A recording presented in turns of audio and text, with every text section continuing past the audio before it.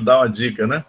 Então, ainda está indo muito bem. Então, começamos aqui a nossa gravação.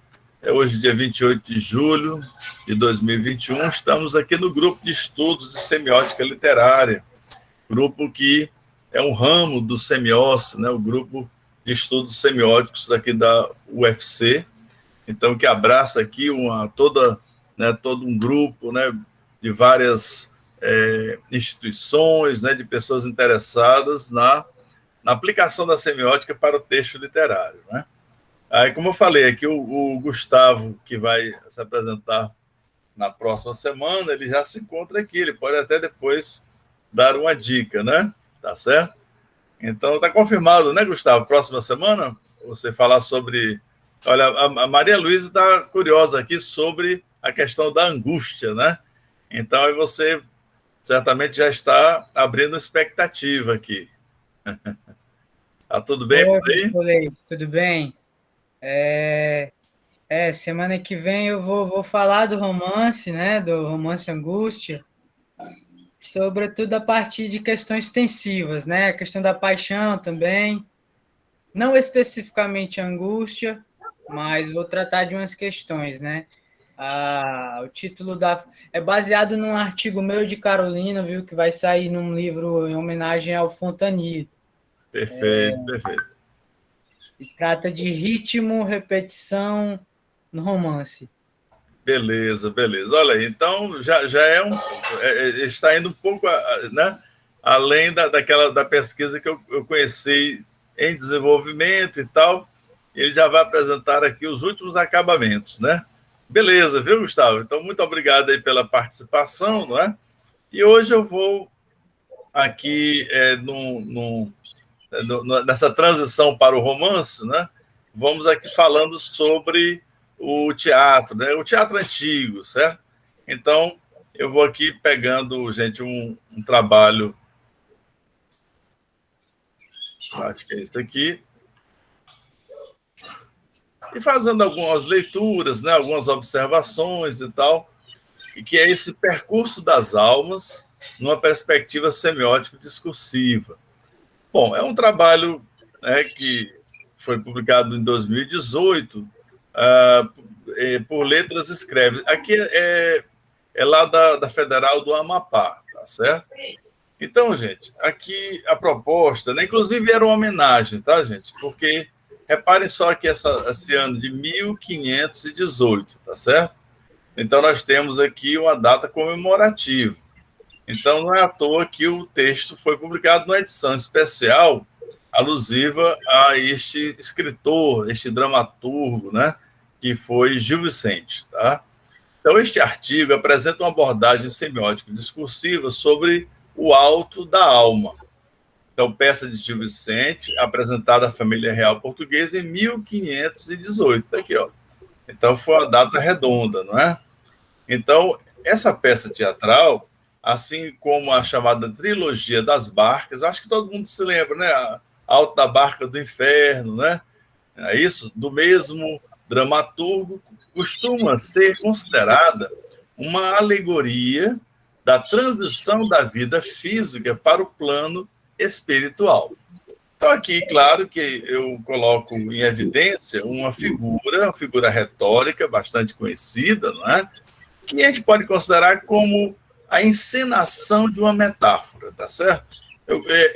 Certamente esse item retórico mais, por exemplo, explorado quando se fala agora já ele vai ser centenário, né? No ano que vem, de José Saramago, tá certo? Então, por exemplo, quando se pensa numa cena distópica daquelas por exemplo, do ensaio sobre a cegueira, aquela representação do manicômio e tal, não é? Ali temos, né, uma possibilidade de uma apreciação alegórica, pela complexidade, pela encenação, né, de uma metáfora que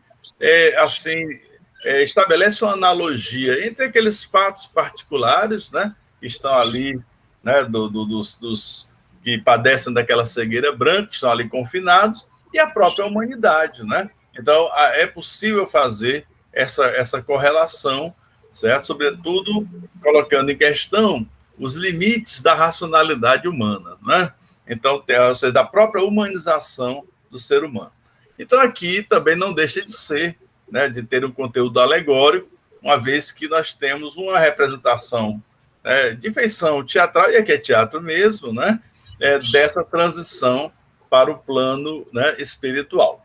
Então, na análise, são consideradas as estratégias de manipulação, segundo Grimaz e Cortez, aqui eu passo, né, o dicionário, né, de semiótica, empregadas pelo adjuvante e oponente, tá, que eles vão disputar, em seu fazer persuasivo.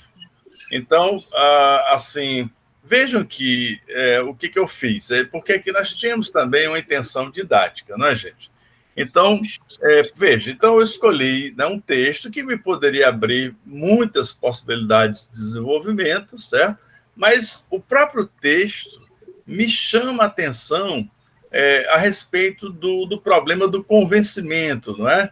De quem é que vai convencer a alma para seguir o caminho correto, o caminho que vai levar à salvação. Então, isso me convidou a pensar, primeiro, numa questão da polêmica, certo? Já que existe uma disputa, né, dessa alma, tá certo? Se ela vai seguir, né, um contrato, né, com essa orientação, né, com essa perspectiva espiritual divina, ou se vai para, né, o antidestinador, né, que seria a figura demoníaca, não é? Então, Então, eu aproveito isso e vou pensar sobre um item extremamente estabilizado dentro da semiótica e já há muito tempo, né? Quer dizer, dentro dessa fase narratológica, que é a questão, né, da manipulação, certo?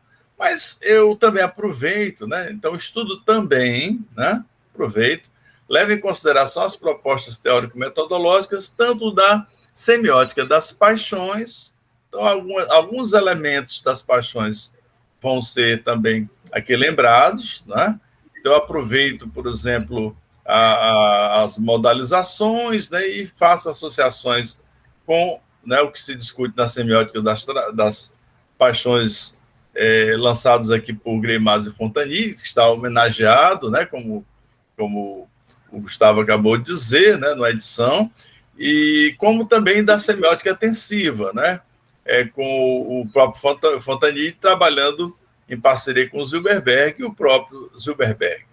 Então, os achados, né, que aqui dentro do resumo, né, gente, eu apresento qual é o meu assunto, né, o meu foco, o meu objeto, certo? Eu evoco uma teoria, dessa teoria eu tiro categorias analíticas, não é isso? E daí eu vou aplicar, né, nesse corpus que foi escolhido diante desse problema que seria, né, identificar os processos persuasivos que são colocados nas interlocuções típicas do teatro, tá certo? Então, os achados, é importante a gente lembrar, né, já que o resumo é o cartão de visita, né, dos trabalhos acadêmicos, né? Então, a gente deve mostrar o alcance possível, né? Então, os achados mais relevantes, aí houve um erro de revisão da análise, né, permitem constatar uma adesão enunciativa aos valores ideológicos do contexto histórico. Claro, né? O texto de Gil Vicente, certo? Interessante. É um texto que marca a fase de transição para o humanismo, né? É o humanismo em Portugal. O humanismo centraliza a figura, né, do ser humano, né?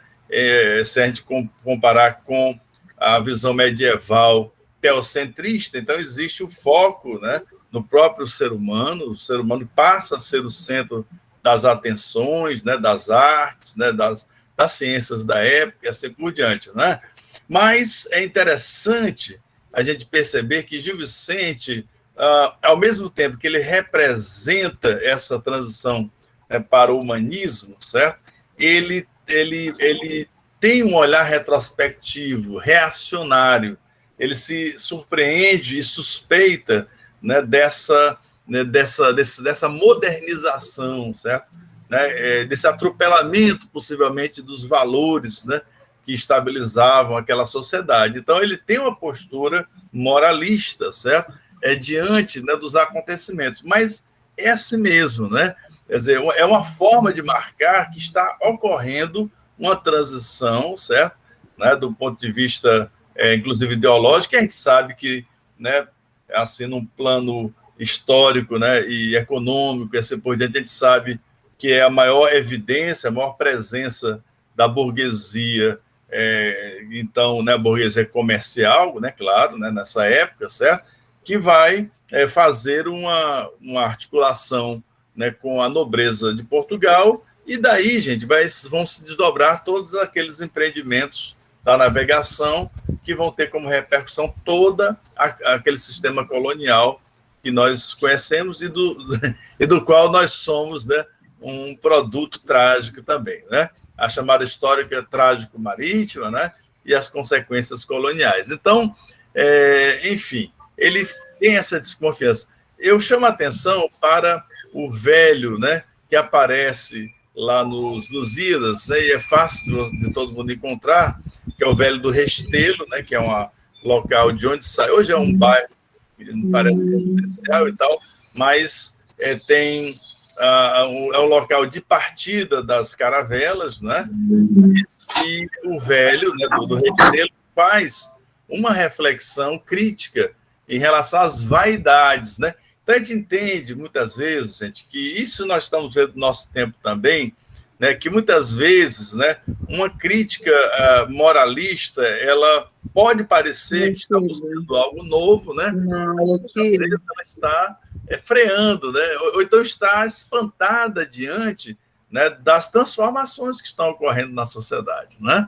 Então é interessante, né, como, portanto, o posicionamento ideológico de Gil Vicente reforça, né, os valores ideológicos, né, dessa época, tá certo? Então a gente vai notar isso, né? Então ele não é assim, um autor revolucionário no sentido, né, de trazer, não, mas aquele que se coloca como fiscal dos acontecimentos e das novidades, tá certo? Bom, então o discurso é marcado pela correção, como é que eu diz assim? Correlação, gente, inversa. Meu Deus do céu, né? Veja aí, né, o que é a revisão, né? Mas tudo bem, artigo já publicado. Mas pela correlação inversa entre o andamento intenso e acelerado do programa divino e o retardo atenuante e extensivo, né, do contraprograma diabólico. Dá para entender, né? A divindade quer acelerar, né, e o demônio quer segurar a alma, né? Bom, então, além disso, a Igreja Católica é configurada como espaço de triagem moral, repare, né? É local de separação e de reiteração da regra e da autoridade, tá certo? Não é interessante? É bacana, a gente tá aí. Então, a peça, né? A trilogia, só para lembrar, né? Aquela das barcas, tá? Veja que é 1517, 1500. Então, nessa fase, ele está também ali escrevendo o Alto da Barca do Inferno, o Alto do Purgatório, né? E o Alto da Barca da Glória, tá bem? Bom, então vou fazer algumas leituras, né? Algumas pinçadas, né? A título sempre, gente, né? Na melhor intenção didática, tá certo? Então, aqui, olha, eu faço neste artigo considerações semióticas discursivas, né? Enfim, então isso já foi dito lá no resumo, né? E, bom, então temos esta peça, né? Essa peça, no caso aqui, alegoriza, né, a transição do plano existencial para o espiritual como uma locomoção. Então, temos, né, uma alma a caminho, como os peregrinos, né, que vão se locomover. Então, essa transição é uma disjunção também, só que ela é representada como uma caminhada, tá certo? Uma disjunção espacial, tá? Então, no alto da alma, né, assim como nas trilogias, tá, os costumes, né, e valores na época de Dom Manuel I, né, são reiterados, né? Então, a pequena peça confirma as formas discursivas valorizadas nesses primeiros anos do século XVI, sendo notáveis as inserções interdiscursivas. Tá interessante que a gente vê assim, muito da cultura da época, tá certo? Isso, como aquelas relacionadas com a Bíblia, o acesso, né, à Bíblia, certo? Já uma época em que a Bíblia é impressa, né? Mas claro que ainda se mantém, né, num domínio de elite mesmo, né? em particular o Novo Testamento, né? E também, que é muito comum no contexto católico, né? As geografias, as histórias dos santos, né? E também intersemióticas, por exemplo, nós temos acesso pela peça dos cantos litúrgicos, então cantos, né, tradicionais, tá certo? Né, que são dos próprios cultos e tal, eles são inseridos também na peça. Então a peça tem momentos cantados. Bom, no plano da manifestação textual, certo? Né, o teatro, evidentemente, não é para ser lido, né? O teatro que ele é oralizado, apesar de ser escrito, e aqui a gente vai lembrar que ele é escrito em versos, tá certo? Então, a peça propõe uma alegoria de feição aparentemente simples, que vem explicitada no paratexto, né? Então, existe um argumento, tá certo? Então, é interessante, né? É muito comum, assim, nas composições clássicas, né? Em epopeias, um preâmbulo, né? Uma introdução, tá certo? E aqui, no caso, nós temos, né, essa moldura, né? Para que fique um pouquinho mais clara a ideia do que a gente chamaria do plano temático, né? Do que vai ser ali figurativizado. Então, a igreja é personificada como a estalajadeira das almas, dela que hospeda, né, as almas, cabendo-lhe acolher a alma peregrina e promover o alimento necessário à reposição das forças, tá, para o prosseguimento rumo ao reino celestial. Então, aqui é uma passagem, né? Então, assim como foi coisa muito necessária ver nos caminhos estalagens, ó, o assim como estabelece, né, assim, na família da metáfora, um símile, tá certo? Já que a conexão é explicitada, então há um símile, né? Olha aí. Então, assim como existem as estalagens nas estradas para os peregrinos, também existe para o caminho da espiritualidade a igreja, para repouso e refeição dos cansados caminhantes. Assim foi coisa conveniente que nesta caminhante vida houvesse uma estalajadeira para a refeição e descanso das almas que vão caminhantes para a eternal morada de Deus. Esta estalajadeira das almas é a Madre Santa Igreja. A mesa, reparem os elementos que vão sendo associados, por isso que a metaforização ganha, né, essa característica de uma alegoria. Vejam que há como que um cenário. É só a gente lembrar das alegorias, né, guardadas as proporções, das escolas de samba, não é? São representações, né, são cenas, né, que são ali apresentadas que têm uma correlação, via de regra, analógica, portanto, metafórica, né, com os elementos que estão sendo ali homenageados ou colocados em reflexão, não é? Então, a Santa Igreja, olha, a mesa, né, é o altar, os manjares, as insígnias da paixão. Então, temos, né, esses elementos sagrados, né, e desta perfiguração, olha só a palavra, né, não é isso? Perfiguração. Parece que o homem já estava estudando semiótica nessa época, será? Então, nessa perfiguração, trata a obra seguinte. Então, né, esse preâmbulo. Então, em síntese, o auto começa com a apresentação da Madre Igreja, a estalajadeira, e de seus santos doutores, com a mesa sagrada pronta, tá bem? Em seguida, aparece a alma, que vem com o anjo custódio, o anjo da guarda, tá bem? No trajeto, perdão, no entanto, o primeiro diabo que se esforça por desviá-la do caminho da salvação, né? Quer dizer, ele aparece também. A caminhada vai ter na hospedaria da Madre Igreja, quando a alma ainda sofre assédio, né, desta feita pelo segundo diabo, que ele resiste, pois já tem a proteção da igreja. Então, temos, né, os assédios são feitos com argumentação, com tentativas de manipulação, tá certo? Então, a alma é servida de 4 iguarias, tá? Então, nós temos o açoite, tá? A coroa de espinhos, os cravos e o corpo de Cristo. Então, são os elementos alusivos, né, ao caminho doloroso, né, o caminho da paixão.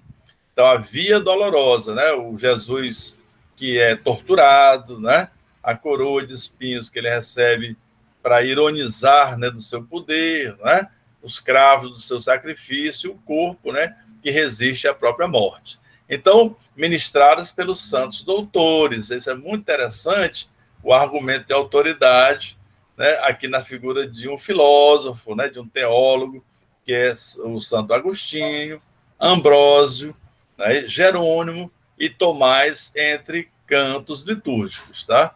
Então, nós temos essa ministração entre cantos, como se fosse realmente numa missa, tá certo? Bom, então, cada um, vocês, naturalmente, que são conhecedoras, né, e conhecedores aí da história da igreja, sabem, né, da importância, né, de um Santo Tomás de Aquino, São Jerônimo, né, pela escrita e tal. Bom, então, terminada a Páscoa, né, no sentido da alimentação, né, os presentes se dirigem cantando para a adoração do túmulo de Jesus, tá certo? Então, aqui, né, eu faço, né, uma descrição geral, né, do que ocorre na peça, tá? Então, considerada como forma discursiva que não faz exceção à dramaturgia em geral, o auto desenvolve uma interlocução, claro, seria até um pleonasmo se eu não usasse essa oração adjetiva, né? De vozes que põem em disputa seus valores e crenças, tá certo? Então, pronto. É claro que aí você vai me dizer, sim, mas o próprio Gil Vicente tem um monólogo, né? Sim, o monólogo, com certeza, digamos, pode ser teatralizado, sim, às vezes até um poema, né? E tal. Então, monólogo, sim, sem dúvida nenhuma. Mas a boa parte, né, do teatro é feito de interlocuções, né, entre aqueles personagens, né? O monólogo, por sua vez, também é uma conversa, certo? Alguém se assume na primeira pessoa e conversa com, né, digamos, com o interlocutário, né, que estaria ali, né, acompanhando aquelas palavras, tá certo? Então, não deixa de ser um diálogo, só que a contraparte fica mais implícita, né? Então, confrontando dois contratos, a polêmica desta peça contrapõe um programa identificado com os valores eufóricos sustentados pelo enunciador pressuposto. Ou seja, então, claro que a visão, né, de mundo, né, os valores, tá certo? Morais, né, e éticos e tal, ou seja, os aspectos ideológicos sustentados pela autoria, né, pela visão de mundo, né, do autor, estão ali, tá certo? Apresentados com os valores, obviamente, positivos que ele está defendendo naquela peça, tá certo? Bom, então há um contraprograma representado pelos valores disfóricos, aqueles que são condenados, né, moralmente e assim por diante. Bom, quando a gente fala para quem assim está se iniciando mais na semiótica, não é?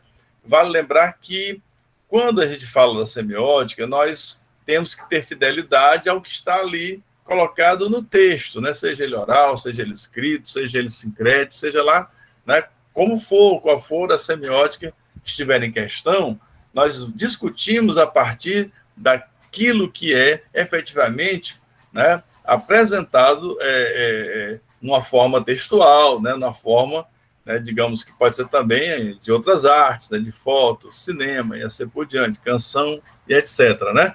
Então, quer dizer, nós nos baseamos, né, naquilo que efetivamente está ali, tá certo? Então, se a gente trata, né, dessa presença, né, de quem escreveu aquilo ali, nós não nos reportamos propriamente a essa pessoa do ponto de vista, né, do seu ente real, né, quer dizer, biológico, social e tal, mas como esse ente, né, se fez, né, apresentar a partir do que ele colocou em discurso e, né, manifestou textualmente.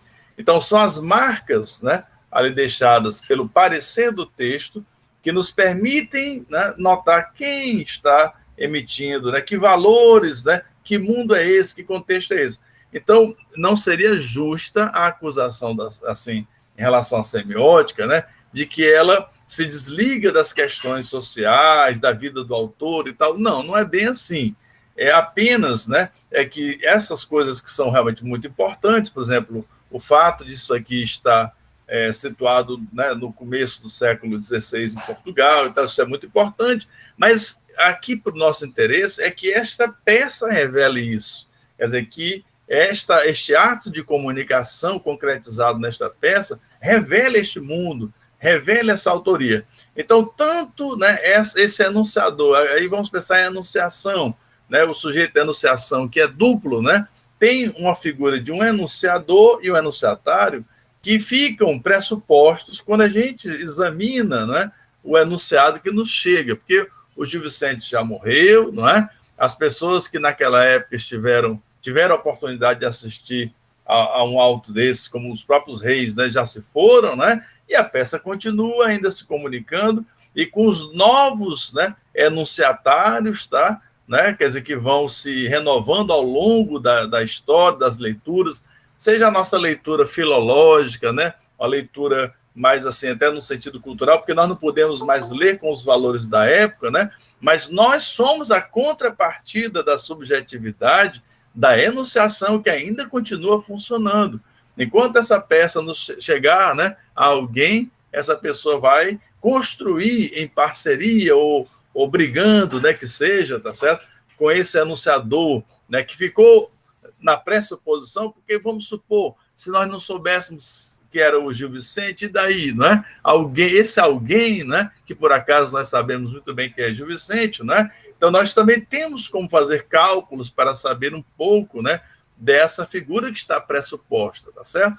Então, quando a gente insiste na pressuposição, é que nós insistimos, né, no fato de que a nossa proposta epistemológica ela vai se concentrar e vai constituir como objeto, gente, né, o texto, né, aquilo que efetivamente se apresenta como o resultado de uma construção discursiva.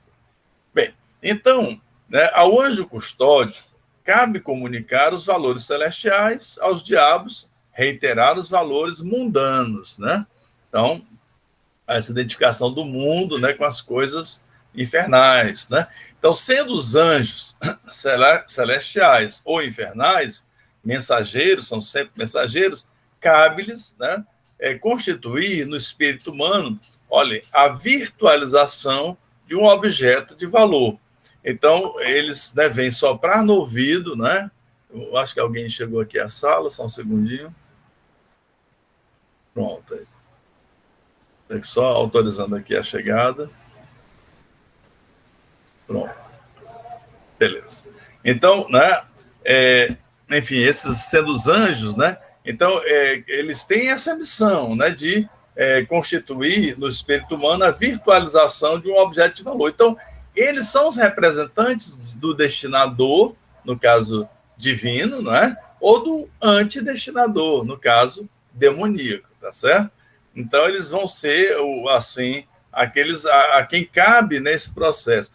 E como, assim, quando nós temos, né, uma vez que haja esse contrato, ele é estabelecido e se virtualiza uma possibilidade de atingir o objeto, né? Então, este destinatário do convencimento, tá? Não é isso? Uma vez que ele entre, de alguma maneira, em sintonia, né, com a proposta, ele já pode se apresentar como um sujeito. Ele, né, já que se existe um objeto, neste momento exato, há uma relação transitiva de um sujeito em busca de um objeto, tá? Ou então de rejeitar um objeto. Ora, neste exato momento, né, nós vamos estar com o problema da competência desse sujeito para atingir o objeto. Então, o destinador, ele de alguma maneira retorna, ou ele providencia, certo? Né, esses adjuvantes, que por acaso são anjos, tá certo? Que vão, né, se manter atentos, né, para a competência desse sujeito para atingir ou não atingir esse objeto, tá certo? Então, são os anjos e demônios que vão disputar aquelas modalizações do saber e do poder, para que a alma chegue, né, ou então que ela não chegue lá no plano celestial. Então, segundo o programa, o objeto proposto ao espírito humano é a salvação. né? Então, no caso do destinador, né, divino, ou seja, a conjunção com os valores celestiais. Segundo o contraprograma, o objeto proposto é a negação da espiritualidade e a afirmação dos valores mundanos, né? Então, o apego, né, às coisas materiais que vai afastar a alma, né, do plano celestial. Ora, para conquistar a adesão espiritual aos respectivos valores, cada mensageiro empreende um esforço de manipulação. Então, como propõem, né, os nossos autores do dicionário, certo? A manipulação costuma ser estabelecida de 4 maneiras, dependendo de estar em foco, né, semântico, né, no sujeito, né, a ser persuadido, e depende do objeto também que está em negociação. Então, enfim, já falamos um pouquinho sobre isso, né, anteriormente, né? Então, estando em ênfase no sujeito a ser persuadido, digamos, a este podem ser atribuídos valores euforizantes, né, características positivas, como a sedução, né, ou então valores negativos, desforizantes, como a provocação. Então, como nós já tínhamos até mencionado antes, não é isso? Então, existe aquele S mais, S menos, né? Sujeito positivo, então existe aí a sedução. Sujeito colocado, né, assim, desvalorizado, né, a título de tentar que ele reaja, né? Aí temos a provocação. E a outra ênfase é sobre o objeto, em que se o objeto é colocado como algo, né, assim que merece e tal, ser atingido, então temos a tentação, tá certo? E se temos o contrário, né, quer dizer, a ameaça de se perder um objeto de valor e tal, então já aparece aí uma intimidação. Bom, então cabe ressaltar, a propósito da manipulação, a singularidade discursiva do alto da alma, tá? Se comparado às peças que constituem aquela trilogia das barcas, tá? Então, na peça aqui, Alto, né, da Alma, aqui eu coloquei no plural ali no título, mas tudo bem. Então, nesta peça, né, exatamente, né, o querer, tá, ele vai ser enfatizado como um modalizador contratual. Bom, então, gente, claro que existe, né, uma manipulação, né, pelo querer, tá certo? Ou pelo dever. Então, claro que o querer, ele toca mais a questão da individualidade. O querer é individualizado, ele nasce como se fosse a vontade do indivíduo. Só que nós sabemos que isso é uma maneira individual de expressar algo que é sempre, né, de natureza coletiva. Só que a ênfase, né, semântica, tá, é dizer que é o indivíduo que está querendo, como se aquilo fosse realmente, né, exclusivo. Então, na verdade, o que nós temos é um foco individual de um querer que sempre é coletivo. Mas aí ele é dado, né, como individualizante, tá? Então, fica explicitada a estratégia discursiva que coloca em foco, né, o trajeto de uma só personagem, considerando-se o programa de transição entre o mundo material e espiritual. Já na trilogia das barcas, tá certo? Esse trânsito é coletivo, apresentado como fato consumado, né? Então, na trilogia das barcas, nós temos várias personagens que vão aparecer, tá? Então, cujo teor é revelado ao enunciatário a cada depoimento que vai aparecendo nas interlocuções individuais. Então, a ênfase do Alto da Alma é a manipulação. Já na trilogia das barcas é a sanção, que eles já estão se dirigindo, por exemplo, a alta barca do inferno, o nome já está dizendo, ela está indo para o inferno, tá? Então, a bem da clareza, né, ressalto que o contrato, né, e a sanção constituem fases do percurso narrativo canônico. Então, nós estamos seguindo aquele modelo clássico, né, aquele modelo estável, né, aqui, que se desenvolve nesta sequência. Então, há um contrato, aí nós temos a questão da competência, que é disputada, né, pelo anjo e pelos demônios, né, há o desempenho, né, e, finalmente, a absolvição dessa alma, ou poderia ser o contrário. Então, no caso, né, do Alto da Alma, aqui nós temos, né, uma ênfase, tá, na contratação, né, e competência, tá certo? Então, esta é a área, né, que ocupa, né, num percurso canônico, tá certo? Este alto.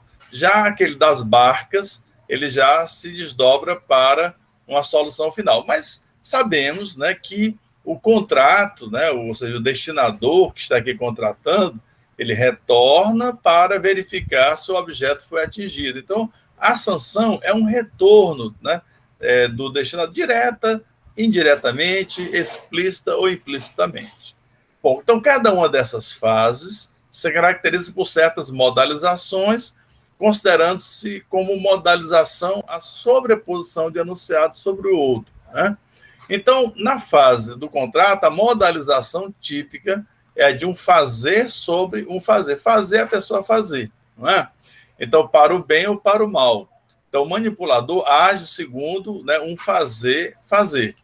Então, o anjo tenta fazer a pessoa fazer, o demônio tenta fazer, né? Enfim, fazer pode ser também, gente, fazer, não fazer e tal. Já que tenta convencer alguém, de fazer algo. Então, passa agora a uma descrição, né, das diversas investidas manipulatórias, que é o foco, né, aqui do artigo, que marcam os enunciados assumidos pelo anjo custódio, né, e o primeiro diabo. Então, logo após a cena de apresentação, aparece a alma andarilha. Muito bem. Então, vendo que ela vai cansada, né, da estrada e sonolenta, então o anjo da guarda que está ali, ele fala, né, o anjo custódio lhe diz: planta sois e caminheira, que ainda que estais, vos is de onde viestes. Vossa pátria verdadeira é ser herdeira da glória que conseguis. Andai prestes, alma bem-aventurada dos anjos, tanto querido, não durmais, né? Então veja que o santo, né, está estimulando para que a alma não se deixe cansar. Então, eu aqui no artigo chamo a atenção para uma construção no plano, né, discursivo, que é, gente, de um cruzamento, né, de um entrelaçamento de isotopias. Por exemplo, quando o anjo diz, planta sois e caminheira. Então, é uma planta que anda. Como é que pode, não é? Não é interessante? Então, há uma evocação, né, do mundo vegetal, portanto, né, aquela vontade de ficar, de parar, não é? De estar com as raízes na terra, não é? Mas existe uma alma que tem uma missão, que precisa avançar. Então, é interessante, né, esse caráter paradoxal, certo? Né, que, enfim, do corpo e da alma, né, que vem assim, com esse cruzamento figurativo, né? Então, na designação da alma, percebe-se essa conexão isotópica. O que seria conexão isotópica? Isotopia é uma linha de, né, digamos, de reiteração semântica, é uma linha semântica que a gente pode acompanhar pelo texto, né? A partir de lexias, de palavras e tal, a gente vai percebendo que aquilo vai tendo a continuidade, porque faz parte, né? Quer dizer, se associa a uma abstração, a um tema. Por exemplo, quando existe aqui vamos imaginar a ideia de planta, né? Então nós temos aqui uma associação com a ideia de estar fixo e evidentemente, né, os valores terrenos e assim por diante, né? E o fato de ela ser caminheira já vai se ligar ao mundo espiritual. Então existem outras, né, figurinhas que vão ser as figuras da caminhada, né? E há figuras do retardamento, olha só. Então a gente nota, né, que essas figurinhas vão se organizando em torno, né, de abstrações, como os valores do caminho, o tema da salvação, que convida para o caminho, né, e o tema, né, da perdição, do pecado, que convida para, né, o hedonismo, né, para o aproveitamento, né, para não mais aguentar, né, para desistir, para não ter perseverança e assim por diante. Então, né, aqui é interessante como o paradoxo é revelador, né, de toda a construção, na verdade, né, e aí a gente já estaria até categorizando, né, de toda esta construção discursiva, tá certo?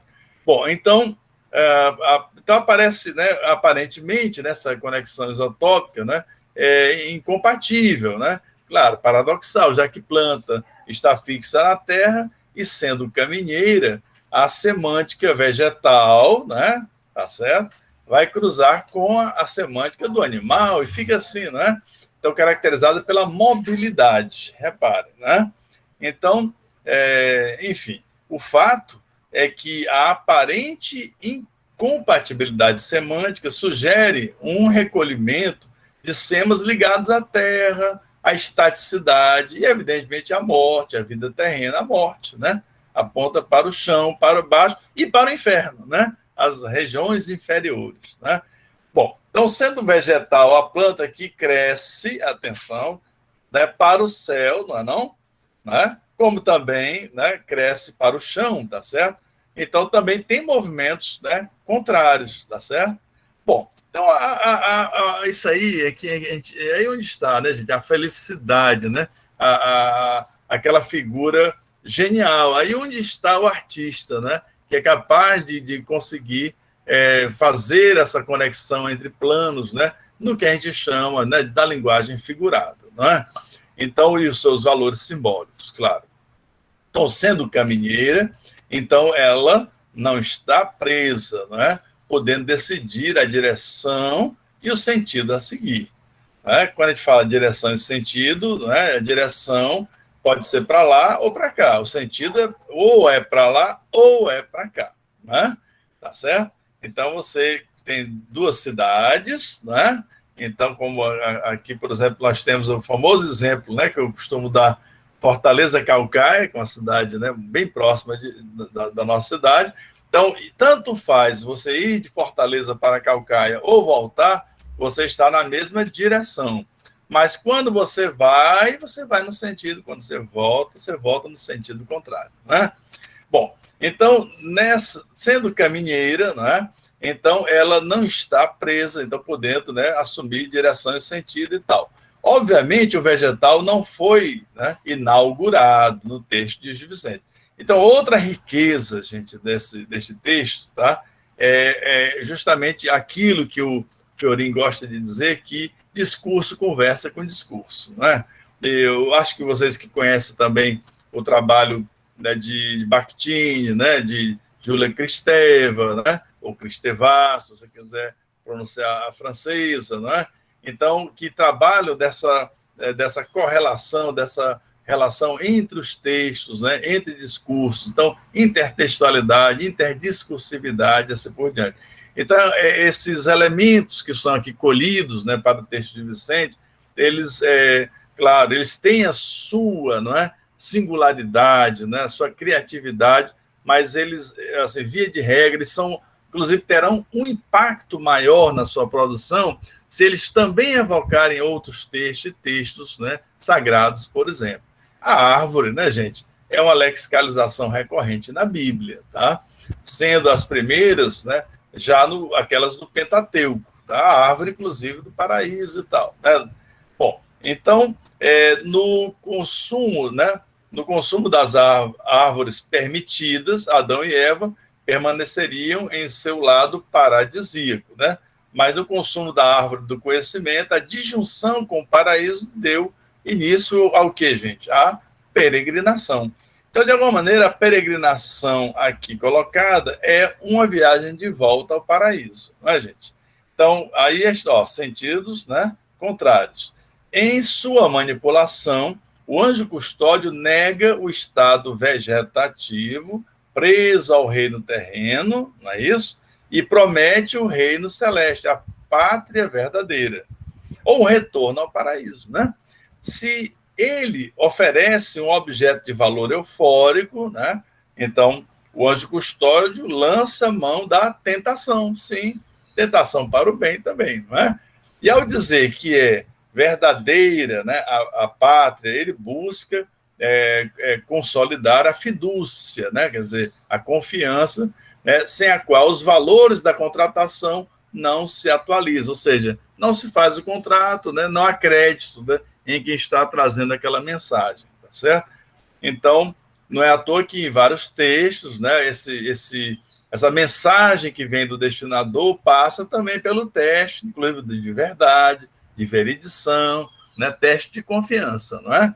Então, se a pátria é verdadeira, então, veja, ou seja, né, então, ela tanto é como parece uma pátria, né, no sentido do paraíso, do que se deduz que negar a vida terrena, vegetal, implica afirmar esse teor de verdade. Então, vejam que existe, né, um conteúdo veriditório, né, um julgamento, inclusive da própria competência do manipulador. Então, assim, a narratividade sugerida pela persuasão do anjo custódio descreve uma deixis, quer dizer, um movimento, tá, gente? Uma indicação de movimento que nega o parecer e afirma o ser, a imanência, né?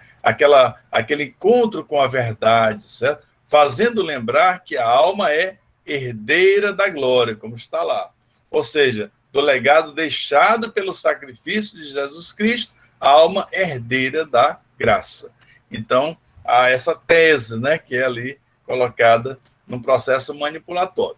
Bom, então, entrelaçando, gente, essa abordagem, como vocês percebem, minha, que é muito tradicional, tá? Extremamente tradicional, né?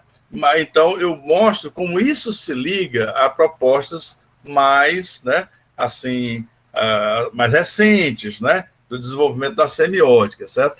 Lembrando que na semiótica, digamos, isso não se faz propriamente por cismas, né? Então, não. Normalmente, né, novos investimentos da semiótica gramsciana vêm gerando, né, uma certa revalorização, uma avaliação no sentido não de descartar, tá, a herança que vem sendo produzida, né, há tanto tempo, tá certo? Né, mas no sentido de trazer novas possibilidades, novas relações, né, novos campos, tá, novas percepções. Muitas dessas novas investidas já estavam lá, né, às vezes numa passagem, numa reflexão de Greimas, numa dica, né? Por exemplo, o Zilberberg aparece, por exemplo, num rodapé interessante, né? Greimas reconhece ali um pouco do que está pensando o Zilberberg no Semiótica das Paixões, por exemplo, né? Então, ele, inclusive, discorda e tal. Quer dizer, o Greimas é muito sincero, né? Ele diz que a sua obra está em desenvolvimento o tempo todo, né? Então, ele gosta muito dessa dialética na construção do seu projeto. Então, é muito interessante, né? E daqui eu trago, né, por exemplo, um pouco da semiótica tensiva, né? Então, do ponto de vista tensivo, a conexão isotópica, reparem, da planta, né, essa ideia de ficar, né, pode ser entendida como uma concessão. Ou seja, embora a planta, você vai andar, você tem alma, você vai para frente, percebe? Né, que Zilberberg reputa como a chave de sentido, gente, tá? Então, quando vocês encontrarem uma ideia de concessão, e aqui a gente vai assim, não ficar numa leitura muito gramatiqueira demais, não. Reparem bem, a essência da concessão, ela se coloca, tá, do ponto de vista lógico, né, em oposição à noção de causa e efeito, de causalidade. Porque o que é a concessão? É uma causalidade que, assim, né, que se aceita, tá certo? Embora não fosse o esperado. Então, tanto podemos ter a ideia da adverbial concessiva, que a gente aprende na escola, mas também as adversativas, né? Aquelas ideias de ruptura, né? Em que nós temos um elemento que causa uma frustração, né? Causa uma quebra de expectativa, tá certo? Que frustra uma noção de causalidade. E o que é interessante é que o Zilberberg coloca isso como chave de sentido. Porque se você descobre num determinado texto, tá, né, a construção dessa quebra de expectativa, você de alguma maneira descobriu muito do que pode ser aproveitado, pode ser interpretado, né, pode ser negociado, né, na sua interpretação, na sua construção de sentido interpretativa do texto, tá certo?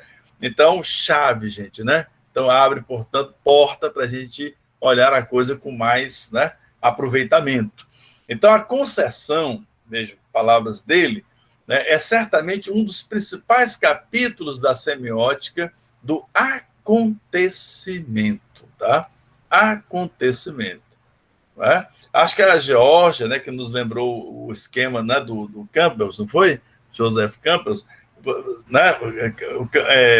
E existe lá naquele esquema essa ideia, né, daquilo que de repente, né, aparece né, que perturba, né, a rotina do herói, né, assim. Então, o acontecimento, né, vem mudar as peças do tabuleiro, vem, né, perturbar, não é, a expectativa, vem quebrar a noção de causa e efeito, tá certo? Então, nós temos, portanto, né, o acontecimento, portanto, que é assim, observado atentamente, né, um dos elementos produtivos, né, da investida semiótica de Zilberberg. Então, desde que a concebamos como produto das subvalências de andamento, porque ele analisa a valência, tá certo? Existe, é evidente que seria impossível de falar isso em pouco tempo, mas rapidamente, né? Os valores, né? A gente fala de objeto de valor, então nós temos objeto de valor, e a comunicabilidade desse valor, né? Traz essa ideia que é tirada da química e tal, né? A ideia de uma continuidade de valor na forma de uma valência, tá certo? Quer dizer, é uma avaliação daquele valor numa possível extensão de sentido que ele pode ter com outros elementos. Então, quando ele divide o valor, né, e pensa na valência, no valor do valor, ele ainda, né, num trabalho de abstração incrível, ele consegue ainda fazer, né, uma divisão, estudar, né, por que existe a possibilidade de avaliar um valor, de se analisar um valor. Então, ele vai fazer eles se desdobrar em subvalências. E reparem, onde é que ele vai encontrar essas possibilidades? No andamento. Então, a gente percebe um sentido de andamento, tá? E de tonicidade, tá certo? Então, a gente nota, por exemplo, essa possibilidade de análise, né? Quando a gente, por exemplo, no caso, a ideia de planta mexe com o andamento, né? Aliás, ela retarda o andamento. A condição de planta, de fixação da terra, né, ela vai fazendo esforço para segurar o andamento, né? Tá certo? A tonicidade é um investimento sobre isso, né? Isso pode ser feito com mais ou menos, né? Digamos, vamos imaginar ali a força persuasiva, né, daqueles anjos, né? Então, dos demônios e tal. Então, o argumento de autoridade, né, a ênfase como aquilo pode ser passado, né, a força da própria imagem pode traduzir, né, a emoção, né? Então, temos muitas possibilidades para mostrar, né, um grau de tonicidade maior ou menor, aquela coisa que não é bem percebida, né, pelaquela alma distraída. A alma está fraca, não, a alma não está fraca. Então, reparem, se essa alminha ali, não é? Ela para de andar, não é? E ela se acomoda porque está cansadinha, então ela para de andar, o andamento vai retardar e a tonicidade vai murchar, não é não? Olha lá. Então, quando atingem, né, o paroxismo, né, que é o extremo, né, ou seja, a desmedida, né, quando a coisa vai para a explosão. Lembrando, né, que esses pensamentos aqui, eles já vão saindo como desdobramento do estudo das paixões, né? Então, como ocorre com a maioria das teorias que encontram alguma ressonância antes de desaparecer, a concessão, vamos a ela, né, põe, olha, o acento de sentido numa figura gramatical modesta, apenas uma figura entre as demais, mas que se encontra aqui circularmente destacada e promovida ao nível de chave do sentido, que é o que eu destaquei aqui, né? Parcial ou total, conforme o caso. Ou seja, tem um impacto grande no discurso e num texto literário, gente, né? Tem um aproveitamento enorme, e se nós nos interessamos pelo estado de alma, né? Por essas... por exemplo, a questão da tonicidade relativa, né, ao momento de potencialização passional, por exemplo, né? Então, isso tem tudo a ver, tá certo? Bom, claro que aqui a gente está apenas mostrando possibilidades, né? É muito mais um estímulo para que vocês avancem aqui as fronteiras da semiótica, né? Então, aqui, enfim, a aparente, né? Então, a aparente simples, né, figura da planta, na verdade, sintetiza a investida do enunciador, que espera uma implicação. Se o humano é imagem e semelhança de Deus e tem a graça proporcionada por Jesus Cristo, então ela deve buscar, né, acelerada e intensamente a salvação. É do interesse, né, da alma. Mas, né, o que o anjo custódio constata é a concessão, né, o contratempo do sujeito. Reparem, que embora tenha recebido esses atributos, né, nós, seres, né, aqui que recebemos a graça, não é? Nós não valorizamos, não é não? Então, não se lança com empenho, com elan, com ímpeto, com entusiasmo, né? Entusiasmo, alma, né, portanto, plena, tá certo? Esperado para superar as limitações da terra, né? Ou seja, o que Deus, né, dispõe para a salvação é de tal maneira óbvio aqui, né, desse conjunto, né, de valores, né, e digamos que já seria mais do que suficiente para todo mundo sair correndo para salvar, não é isso? Não, não? Mas não é isso que acontece. A alminha fica ali fraquinha, né? Então, em resposta, a alma, né, confessando-se fraca, né? Gente, eu só me lembro de Moisés, né? Moisés disse isso, né? E logo eu, né? Então, reconhece o papel adjuvante do anjo e reitera o compartilhamento dos valores celestiais. Vamos ver. Então, aparece lá essa fala. Anjo que sois minha guarda, olhai por minha fraqueza terreal. De toda parte haja resguardada, perdão, de toda parte haja resguarda, que não arda a minha preciosa riqueza principal. Então, né, ele evoca, né, ele pede ajuda, não é isso, né? E pede que haja, tá certo, a defesa, tá certo, para que não arda a minha preciosa riqueza principal, que é a graça, né?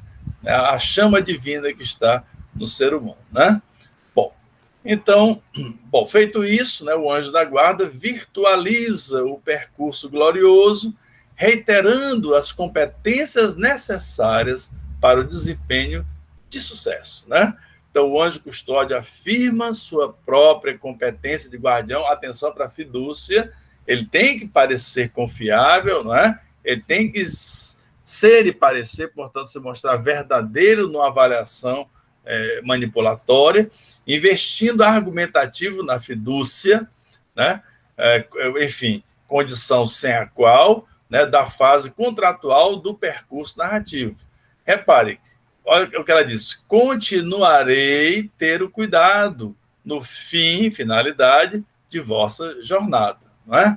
Então, trata-se de uma extensão contratual, portanto, a manipulação continua, inclusive com o recurso, então existe uma reiteração, não é? Uma insistência, isso é um elemento passional do anjo, óbvio, né? Obrigação dele, né? Mas então, enfim, um empenho, né? Com o recurso da variante da intimidação, atenção, já que a inobservância das competências levaria a uma virtual perda da salvação. Então, olha aqui a intimidação, vamos ver. E nos laços infernais e nas redes de tristura tenebrosas da carreira que passais, não caiais, siga vossa formosura as glórias, né? Então, veja, né, que existe lá na frente a possibilidade da perda, né, desse objeto da salvação. Mas, né, como adiantava-se no caminho o anjo custódio, ele vai lá na frente, ele é mais entusiasmado, né? O primeiro diabo aproveita para fazer sua investida, que começa com este conjunto de versos. Tão depressa, ó delicada alva pomba, para onde is? Quem vos engana e vos leva tão cansada por estrada, que somente não sentis que sois humana? Não cureis de vos matar, que ainda estáis em idade de crescer. Veja que a grafia da época. Tempo há e pera folgar e caminhar. Vivei a vossa vontade e havei prazer. Veja a ideia do hedonismo, né? quer dizer, de usufruir as coisas da terra, vai ser, né, o objeto colocado, né, à disposição. Quer dizer, ele torna positiva essa ideia de ficar. Vamos descansar, a pessoa está cansada, então ele coloca a possibilidade do descanso do corpo e de aproveitar as coisas terrenas. Então é evidente que existe uma manipulação, né, que tenta, né, mas que passa por delicadas, né, assim, investidas também de, até o anjo também, de sedução, como, por exemplo, o anjo diz, vossa fermesura, né, vossa formosura, quer dizer, trata com cordialidade, né, não deixa de ser uma forma, né, de sedução, como também o demônio, não perde tempo, né, ele vai dizer também, né, enfim, ele toma, né, o lado, né, e valoriza, né, por exemplo, a pessoa que está sofrendo, que está cansada, e assim por diante, né? Tá certo? Inclusive diz, sois humana, né? Então, pronto, isso é normal do ser humano. Então, existe uma valorização da fraqueza, né, própria do ser humano. Bom, então, o trecho acima apresenta duas variações do fazer persuasivo. O primeiro é o recurso da sedução, já que o diabo dissimula cortesia, né, e trata a alma como delicada alva pomba, olha aí, né? Então, temos a sedução.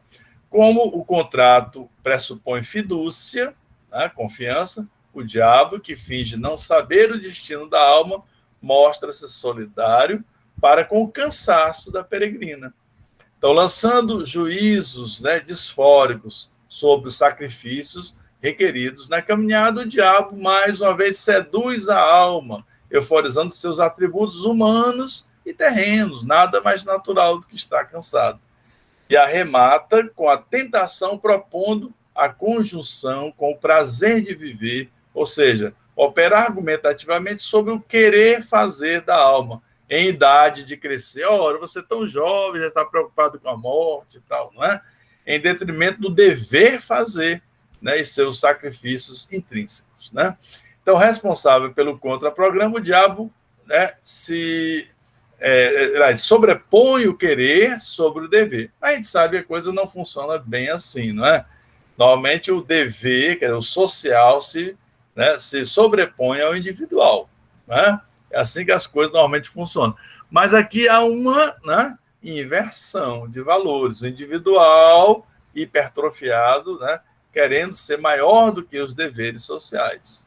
Bom, então, após uma série de variações do recurso argumentativo da tentação, ele conclui: senhora, vós sois senhora imperadora, não deveis a ninguém nada, sede isenta. Quer dizer, então, né, como é que um ser, como um ser humano, né, um imperador da terra, o rei da terra, né, vai se submeter, né? Então, ele também propõe uma rebeldia, né, gente?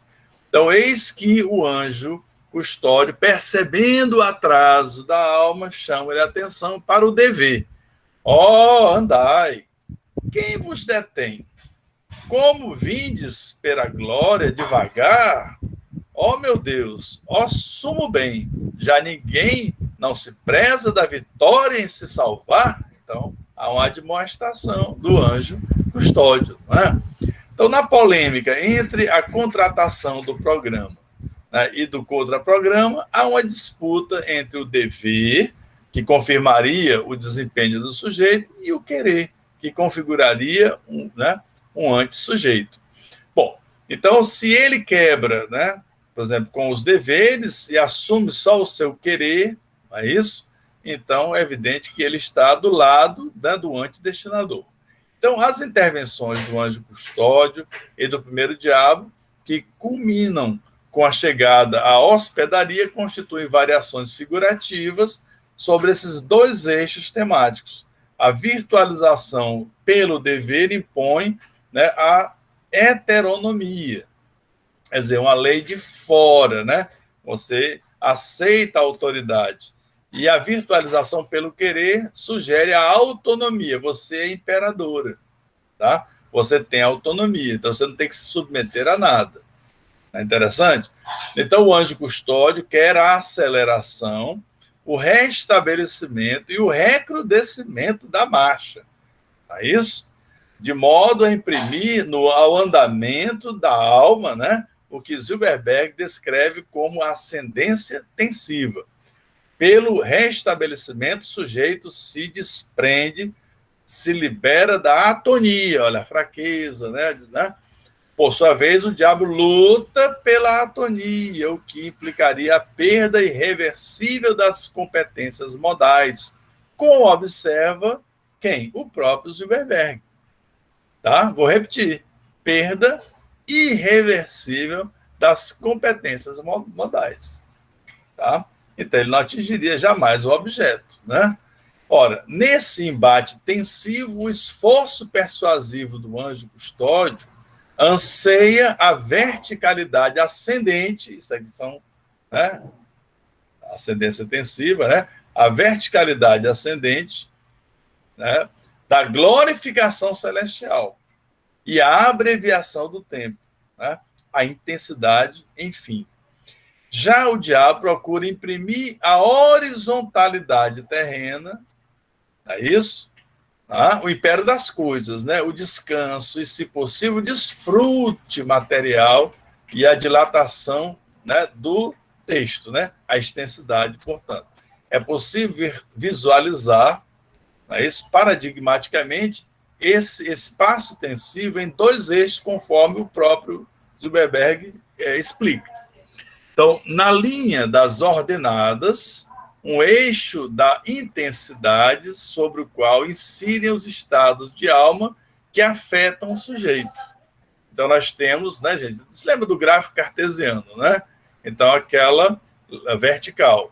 Na linha das abscissas, aqui a horizontal, né, um eixo de extensidade sobre o qual incide a consistência variável dos estados de coisas.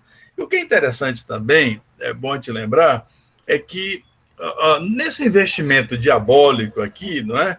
Quando, né, ele diz, não, você tem autonomia, repare bem, então está empoderando o sujeito, né? Você tem né, pode usufruir as coisas terrenas, você está no controle, significa o sujeito que consegue se desvencilhar da contingência do estado de alma, né, que para Zilberberg é um elemento, né, que seria aquele que submete o estado das coisas, né? Então, ele estaria no controle dos objetos, ele seria um sujeito que controla, né, portanto, as suas ações. É o projeto. Mas para, né, o percurso, enfim, do ponto de vista do anjo, né, teria que se valorizar o estado da alma e a entrega, né, para os valores divinos, a entrega dessa alma, certo? Então, a fidúcia, a confiança, a fé, certo? E o desprezo pelas coisas materiais. Então, você se deixar ser tocado espiritualmente. Então, há uma semiótica, digamos, do entusiasmo, né, que é advogado aqui pelo anjo, tá? E né, do hedonismo, da materialidade e do controle, do sujeito que controla, né, do Deus na terra, que seria, né, da parte diabólica.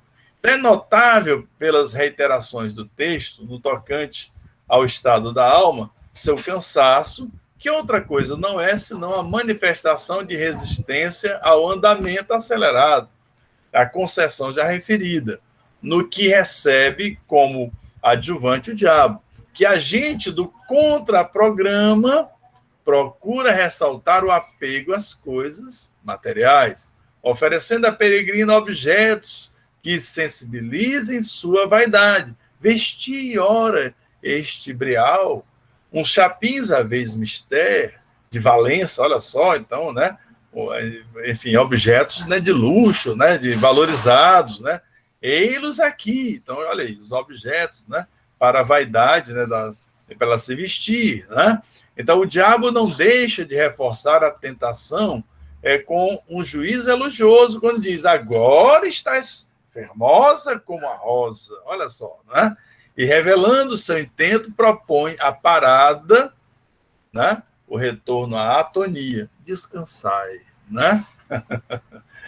Tá certo? Mas, ao contrário de facilitar a caminhada, os objetos recebidos acabam por tornar ainda mais penosa a caminhada, claro, né? A roupa é pesada, a vaidade é pesada. Vendo a alma em repouso e ainda inconvenientemente elegante, né? O anjo custódio a repreende. recuperando sua missão contratual, ele lança mão da intimidação ao apontar a iminência da condenação ao inferno. Ó alma, né, is-vos perdendo, correndo-vos esmeter no profundo. Então, manipula também pela tentação, já que virtualiza um objeto de valor espiritual. Virgem gloriosa vos espera. Então, o encontro com a própria Virgem Maria, né? Quer dizer, com Nossa Senhora. Aí, não há como não lembrar do Alto da Compadecida, né, gente? E aí o Ariano Suassuna se inspira em quem? Bom, além dos cordéis, né, que ele utilizou, também, claro, o próprio Alto da Compadecida é uma homenagem direta, né, ao Sá de Miranda. E ainda manipula por provocação quando põe em dúvida a competência veriditória da alma, né? Que não parece capaz de distinguir a pátria vera, verdadeira. Reparem como a questão veriditória está, né, aqui no nosso horizonte, né? Enjeitais a glória vossa e pátria vera, a alma, na avaliação do anjo custódio, não percebe a artimanha da mentira. Então, temos, né, também a exploração aqui, vamos, né, daquele quadrado veriditório, né? Ou seja, o que parece, mas não é. Não é isso? O ilusório paraíso terreno. Mas o diabo é obstinado, isso aqui é uma paixão, né? Mas mesmo sabendo que pode perder, ele insiste, não é? Então, alegando a juventude da alma, reitera não ter sentido sua pressa e investe com novas tentações, como a riqueza e a prosperidade. Há e tempo de folgar, e idade de crescer, e outra idade de mandar e triunfar e apanhar e adquirir prosperidade a que puder. Quer dizer, então, é tempo de, né, enriquecer, de ter prosperidade. Então, no rol, gente, e aí vem aquela questão, né, que não, é impossível deixar de pensar nisso, né? Como eu falei para você, há uma luta ideológica, né? Quer dizer, o nosso Gil Vicente, ele faz um apelo moral e moralista, né? Como a gente percebe bem aqui, né? E claro, ele está colocando também em foco, né, no foco da tentação, os objetos, né, da vaidade, da propriedade, do comércio, que são elementos valorizados pela classe, claro, tudo bem, isso está na nobreza, mas que são agregados, né, nesse casamento com a burguesia. Ou seja, na passagem da Idade Média para o capitalismo comercial, mais vai se intensificar esse apego, né, às coisas materiais, né? As coisas que eram difíceis de se ver, já vem do Oriente, né? Não é isso? Pedras preciosas, ouro, alimentos, né, mais elaborados. Né? Então, a época que, sem dúvida nenhuma, que vai se acentuar esse apego às coisas materiais, né? O próprio conceito de propriedade se individualiza. Ele sai do dever social e vai para o querer. Isso é uma questão constitucional até os dias de hoje, não é não? Essa transição, quer dizer, essa sobreposição do querer individual sobre o coletivo, né? Tentando minar, né, o sentido de uma democracia que se faz, né, claro, né, com prioridade para o coletivo, para os deveres, né? E os quereres se acomodam, se ajustam, né? Mas não pode se sobrepor, né, ao interesse coletivo, né? É sempre escandaloso isso, né? E muito atual, tá? Então, no rol de objetos, né, virtualizados mediante a manipulação pela tentação, sincretiza-se a riqueza, repare lá, o ouro, né? A realização afetiva, aparece aqui, né, o casamento, né? Então, valendo lembrar que essa conexão isotópica, né, da aliança, tanto recorre, né, às semas da prosperidade, né, pelo valor do metal, como da realização afetiva pela conjunção, né, afetiva. Ou seja, a aliança está, né, é ouro e, ao mesmo tempo, junta duas almas, né, dois corpos, por o caso. Então, no trecho, né, como a seguir, a inversão moral subjacente à tentação não deixa de ser curiosa, né, aí, a inversão da ordem entre casar e namorar. Olha, Veja como o texto né, ele tem essa habilidade de fazer inversões, tá? Colocar as coisas antes do tempo, né? Em conformidade com a tradição, né? É isso? Então, muito bem. Então, uma coordenação sintática, mais uma rexão, quer dizer, a ideia de uma... a rexão é uma regência, né? Quer dizer, uma dominação, um sentido dominante, né? Duvidosa do casamento sobre o namoro, concessivamente inversos no plano do conteúdo, arranjo de palavras que dificilmente sustentaria por motivos exclusivos de metrificação. Não é só porque ele precisou metrificar, mas é porque o Gil Vicente está mostrando, né, uma transgressão da ordem, né, casar, namorar. Então, vedes aqui um colar de ouro, muito bem esmaltado, e 10 anéis. Agora estáis vós para casar e namorar. Né? Então, para casar e namorar. Né? Então, veja que existe aí a própria disposição das palavras, né, acentua, certo? O certo seria primeiro namorar, né, e depois casar, não é não? Bom, então o diabo, né, com esse novo assédio, logra a adesão da alma, ainda que momentaneamente. Como estou preciosa, tão disse a alma, né, se avaliando, né, tão digna, né, para servir e santa para adorar. Percebe-se na interlocução que a alma mostra-se jubilosa, sentindo-se até merecedora de idolatria. É isso? Querendo se endeusar, né? Ser admirada. Examinando o estado da alma à luz do percurso passional canônico, e aí eu também recorro ao livro, né, do Grimaz, e eu já tinha falado que esse percurso passa por várias propostas de elaboração, mas eu acho muito interessante a primeira proposta, né? Ela permite, sim, né, uma percepção, uma organização de uma leitura, né? Eu recorro a ela, tá certo? Que compreende a disposição, a sensibilização, a emoção e a moralização, né? Ela é flagrada na etapa da emoção, né? Olha aqui, a exclamação está aqui, né? Então, ela está, né, exultante, né? Então, essa emoção vai mostrar o quê? Um excesso. E essa emoção será avaliada, ou seja, ela passa a ser moralmente, né, criticada, sancionada. Então, não tarda, pois, a moralização, né, com o retorno do anjo custódio.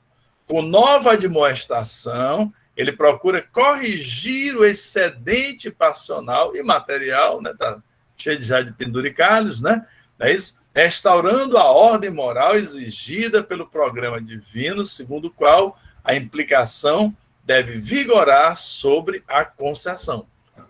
É isso? Então, conforme Zilberberg, admitiremos que os sintagmas implicativos, tipo causa e efeito, por exemplo, né, reportam-se à gramaticalidade das regras e os sintagmas concessivos ao acontecimento. É isso? Ao que inverte muitas vezes a lógica das coisas, a ironia, né, do destino, por exemplo. Ou seja, ao sucesso de um contraprograma, conforme o caso, desastroso ou salvador, né, para o sujeito. Então, o guardião do programa divino, o anjo custódio, reage com energia. Ó alma despiedosa, né, perfiosa, quem vos devesse fugir mais que guardar? Pondes terra sobre terra, e esses ouros terra são. Então, há de dar à terra, né, o que é da terra. Não é isso? A reação da alma é a confissão de sua fraca natureza, ou seja, sua competência, né, relativa à competência de prosseguir rumo à glória sem ajuda, né, incompetência, no caso. Falta-lhe o poder, a questão pragmática, como manifesta seu cansaço, e o saber, pela sua fraqueza, do ponto de vista, né, da fé, né, o saber, digamos assim, da graça que lhe foi concedida, em distinguir entre o parecer e o ser, inclusive das investidas diabólicas. Desenha-se semanticamente uma dualidade, uma corpórea, cansaço, e uma espiritual, a fraqueza. É o momento em que o anjo custódio anuncia a proximidade da estalagem, de onde vem o papel da igreja, né? onde a igreja estalajadeira, com seus santos doutores, poderá revigorá-la na transição definitiva dos valores corpóreos para os espirituais. Tal transição ganha significado, né, ou significativo revestimento figurativo alegórico, com reiteradas conexões, né, essas linhas de cruzamento isotópico, ou seja, as polissemias, né, entre isotopias do corpo e do espírito, que culminam na Eucaristia. A Eucaristia é o corpo e a alma que, né, estão numa unidade. Então, estando, enfim, inclusive o divino e o humano, né, há conexões. Então, esse sincretismo. Estando, enfim, sob a assistência da hospedeira, a alma faz, né, um demorado, né, na verdade, um demorado meia-culpa, né? Então, aqui eu acho que eu fiz uma demorada, né? No caso, culpa, né? Meia-culpa, né? Então, ou seja, gente, é como se faz normalmente, né? Se confessa o pecado, se pede perdão, né? Então, aí nós temos, né, a bondade divina, né, no sentido de perdoar. Então, não sei ter onde vou. Sou selvagem, ó, ela confessa a incompetência, né? Sou uma alma diferente daquela que seria autônoma, né? Que imperaria na terra, não é? Então, sou selvagem. Repare aquilo que a gente considera natureza, numa linha de leitura antropológica, né? Em que há os valores, né, da natureza, no sentido de desvirtuar, né, de levar para, né, a selva, né, no sentido de, né, digamos, de fora das convenções sociais, né, em luta com, né, as convenções, com as regras que são sociais, né, cultura, né? Então, sou selvagem, sou uma alma que pecou culpas mortais contra o Deus que me criou à sua imagem. Então, essa confissão, a alma que esteve atônita a ponto de desistir da salvação, faz sua contrição. Então, discursivamente manifesta sua disposição para aderir. Olha, a ideia de que o que seria, então, a confissão? Seria uma repactuação, não é? Então, ela retorna para o pacto, né? Então, ela se entrega, ela admite, ela vai entrar em harmonia com os valores, né, da sua contratação. Então, ela vai aderir aos valores contratuais do programa divino, ressaltando-se que o contrato não se efetiva sem um compartilhamento de valores e uma fidúcia, né? Então, ela crê, ela confessa, é sincera nessa confissão. Então, o querer se ajusta ao dever. No entanto, falta ali o saber, né? E o poder, porque ela é fraca, ela é selvagem e tal, não é assim? Para a prova glorificante, né? Não cair mais, né, em tentação. Para tais atributos, né, concorre a igreja. Então, para isso vem a igreja com hospedaria, a palavra, né, e o canto ministrados pelos doutores. Percebe-se que não há um contato, claro, né, direto entre a alma e Deus, que se mantém sempre pressuposto, né, como um hiper, né, como um supra, um grande destinador, né, ao fazer discursivo, né, de seus emissários. A palavra provém do anunciador proposto, consubstanciado, né, como um alimento, tá? Não é isso? Sendo servido pela igreja e aqueles que são doutos no trato desse alimento espiritual. Interessante aqui a ideia de que há, né, assim, uma certa restrição, né, a uma possibilidade interpretativa do próprio fiel, né? Quer dizer, a palavra tem que ser dada por quem tem a competência de ministrá-la, né? Então, isso é bem da igreja, né? Da igreja católica, né? E também dessa ideia de que existem doutrinadores, né, que devem ser realmente contemplados, né? E que não é qualquer um, né, digamos, que pode abrir a Bíblia e tirar suas conclusões, né? Isso, evidentemente, nesta mesma época, está passando por uma tremenda reviravolta, né? Em que a competência leitora, né, dos fiéis também passa, né, a ser valorizada, né? Enfim, a multiplicação pela própria imprensa da Bíblia, não é?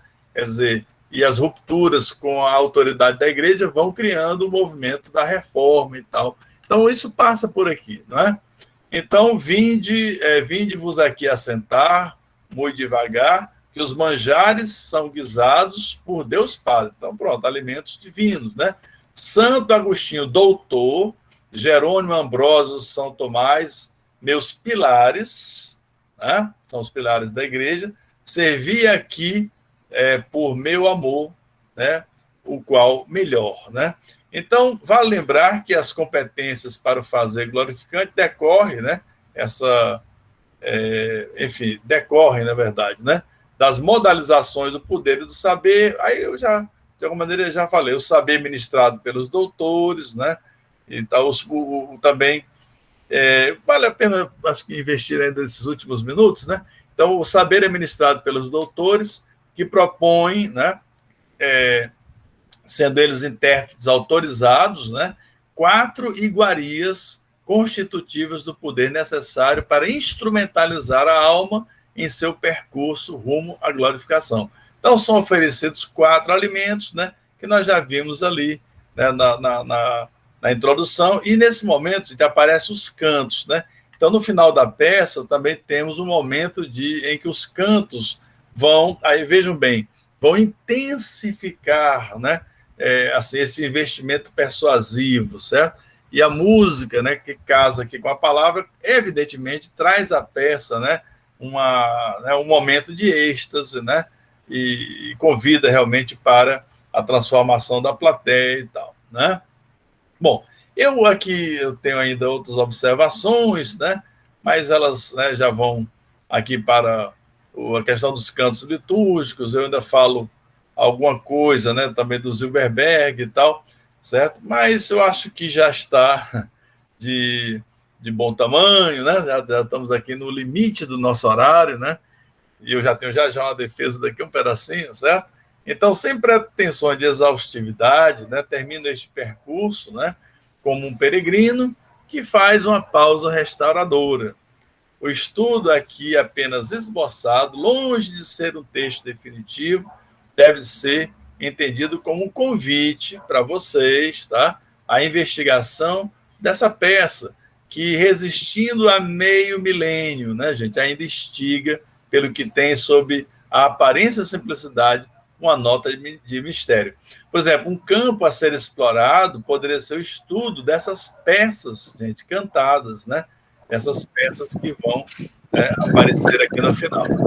Bom, por força, né, gente, do tempo, né, das obrigações, eu tenho que me retirar aqui da exposição, certo? Eu sei que poderiam aparecer, né, perguntas e tal, né? Eu acho que talvez aqui no chat muitas observações que olha, vocês aqui acompanhando, né? Tá certo? Aqui a Georgia fez a gentileza também de compartilhar o texto, né? Tá certo? E, enfim, na internet estão os comentários também que vão acompanhando a leitura, né? Tá certo? Viu, Aleph? Aí seria para você dar uma olhadinha nessas canções litúrgicas, tá? Aí essa é matéria sua. Bom, no mais, gente, né? Eu aqui reitero meus agradecimentos, tá certo? Não é isso? Pois é. Você imaginou, Aleph, uma leitura, né, desses cantos? Eles realmente, eu andei olhando assim, né, e tentar resgatar a melodia desse tempo e tal, né? Já há um tempo em Portugal em que já existem algumas anotações, né? Isso é restaurado, né? Tá? Então, a canção medieval, não é mais medieval, já a transição para, né, a idade moderna, né? Gente, então essa é uma modestíssima contribuição. Inclusive, vocês viram que há erros de revisão, né? Eu fico lendo e fico com vergonha, às vezes, uma ou outra passagem que faltou uma letra, né? Que, enfim, tudo ainda poderia ser retocado, né? Então, mas é isso mesmo, né? Também o importante é a gente tentar, né? A gente agir, a gente procurar, né? E que eu acho que fica aqui a dica, tá? Né? Gente, não precisa a gente colocar toda a semiótica de uma vez para resolver os problemas da vida, né? Eu acho que a gente tem que ter primeiro, respeitar o que o texto oferece, tá certo? Né? Ele pede, né, é que sugere como é que pode ser apropriado, tá? Ele é um objeto, sim, no sentido semiótico, de conhecimento, né? E ele pede, tá? Ele diz, né? O texto diz o que é interessante, o que é desejável, né? Ele tem os seus direitos de texto, não tem? Então, a primeira coisa é ler, reler, se apaixonar por aquela leitura, né? E, com certeza, nos tópicos mais interessantes do texto, aqueles que mais chamam a atenção, é que a gente tem as entradas, né, para a sua investigação, tá certo? Né? Então, aí no caso, por exemplo, eu achei muito interessante a ideia das manipulações e tal, né? E eu fui por aí e também tentei atingir um pouquinho alguns elementos da semiótica das paixões, mas também eu não fui muito longe, né? E também da tensiva, mas para mostrar que, né, a gente pode ir um pouco para lá, um pouco para cá, né, a depender da necessidade do texto e da oportunidade, né, da própria análise, tá bom? No que eu agradeço a paciência de vocês e nas próximas semanas temos aí, né, 2 jovens, né, pesquisadores, 2 grandes semioticistas que vêm surpreendendo aí com a abordagem, não é, da literatura, e teremos o romance, tá, a ser estudado, né? Então, primeiro o Gustavo e depois o Eduardo. Maria Luísa, né? Tudo bom, né? Você está aqui levantando a mão, tudo bem? Pelo menos. Oi, Maria Luísa, você levantou a mão? Ah, sim, eu acho que pode ter sido. Ah, beleza. Ah, um tchauzinho, então. Gente, então, eu peço licença, eu vou ter já uma defesa, tá certo? A orientanda minha vai fazer a defesa, né, de um trabalho que esse é o estudo sobre digamos, a presença, né, negra, né, dentro do livro didático brasileiro, tá? Então, ela estuda, né, quem são, né, essas figuras, né, africanas ou afro-brasileiras, né? E tal, como é que esses textos, como é que eles vão entrando no texto literário brasileiro e tal, realmente bacana demais, né? Então, temos a defesa. A Jennifer, por favor, seria... Professor, eu queria saber se eu poderia participar como ouvinte, eu me interesso muito por essa temática. Certeza. Pois eu vou fazer o seguinte, segura aí, gente, ainda gravando, né? Eu vou aqui, tá? Pegar o link, tá certo? Para a defesa da Camila. Então, só um segundinho. Um segundinho. Pronto. Então, agosto, pronto, a defesa da Camila. Gente, eu estou compartilhando com vocês, tá? Vocês, por favor, sintam-se, né, convidadas e convidados, tá bem? Tá aqui o link, tá certo? Eu vou também colocar no grupo, tá certo? Lá no WhatsApp, tá? Então... Muito obrigada, professor. Nada, e vai ser bacana. Gente, né? É um momento interessante, eu acho que é um assunto que acho que é de interesse geral, né? Como é que vem evoluindo o livro didático. Temos a participação, gente, de uma professora da Federal do Recôncavo, tá? A professora Valesca, né? Temos um professor, gente, o professor Vitor da Unilab, né? Que vai também participar na banca, né? E a Camila, que desenvolveu um trabalho com muito carinho, tá bom? Então, gente, peço licença. Então, sintam-se convidadas e convidados, né, para a defesa, tá certo? Ela vem ser tá aí o horário, né, às 3 horas, tá? Pode chegar até um pouquinho, eu vou abrir um pouquinho antes, tá? Tá certo? E aí é uma oportunidade também de aprender, né, que é um ritual, né? A defesa é um ritual também, tá bom? E aí nós temos que, né, aprender um pouquinho também das marcações desse tipo de discurso, né? Bom, então, gente, um abraço para vocês, até a próxima semana, né? E algumas questões, por favor, a gente vai apresentando, né? E oportunamente a gente vai resolvendo. Tchauzinho, felicidade para todo mundo. Vou saindo, gente, do modo de gravação, tá?